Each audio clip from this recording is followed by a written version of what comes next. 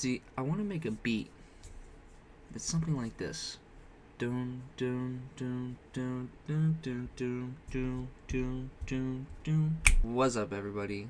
Eugene here, back with another music review, and today we'll be reviewing one of my favorite modern pop rock bands of, well, my generation, I could say. I don't know. I don't know if I could consider that my generation. But today we'll be reviewing The Maine and their 9th studio album, The Maine, which is their self-titled album. If you guys don't know who The Maine is most definitely the definition of a pop rock band. And when I try to explain to people who The Maine are, I tried to just tell them that they're what Maroon 5 should have been and what 30 Seconds to Mars wants to be. If you get that, kudos to you. If you don't, I have a separate video I'm working on, that's going to be coming out soon, about my thoughts on that statement there. Other than that, The Maine, this is their 9th studio album, and they have released other albums that you might know of by the names of You Are Okay, XOXO, Black Butterflies and Deja Vu, even Can't Stop, Won't Stop, and they have songs that you might know, like Into Your Arms, Black Butterflies and Deja Vu. They even did a song with Charlotte Sands and Taking Back Sunday called Love You a Little, which got very popular. Not as popular as like pop songs, but popular in the rock community, of course. And The Maine, I never really started listening to them till I got tickets to Sad Summerfest. Now, I'm not gonna lie to you, was it for The Maine? No. It was basically just to listen to Taking Back Sunday. But seeing the lineup, I tried listening to multiple of the bands that were in the Philly show that I went to, and I wanted to listen to The Maine to see who they were, what they were, and I was I'm kind of glad I did, because I kind of got deeper in their discography, and I've enjoyed a lot of their music so far to what I've listened to, from songs from each one of their respective albums too. And best way to describe this album that they released, right? I'm just gonna start off by saying they kept saying that they released the album on August 1st because it was a special day for them. Now, I'm not gonna lie to you guys, I was going to keep looking up why it was a special day, and to be quite honest with you, I either was too busy or I kept forgetting. So if anybody knows why, please let me know, because I would like to know. So basically, they released it on August 1st, 2023, and the best way to describe this album is it is definitely a pop rock album. And when I mean it's pop rock, this band is definitely a pop rock album, like pop primary, rock secondary, but they still keep the rock element into their songs, and that's why I say they're like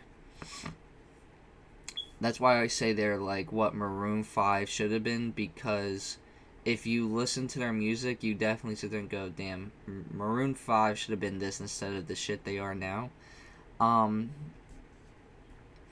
Basically, this album is what I got was a combination of things and influences that they did from all their past albums. If it's an influence from Black Butterflies or XOXO or Can't Stop, Won't Stop, or Pioneer, they have influences throughout this whole album, and I really feel like that is what made this album really good.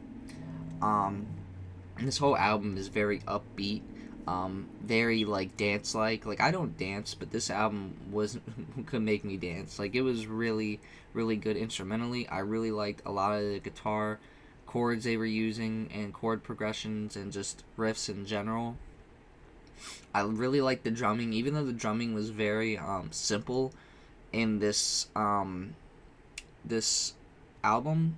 It actually fit well with the music very well, which sometimes simple isn't bad. And I feel like some people think simple is just horrific and rock, but it really isn't.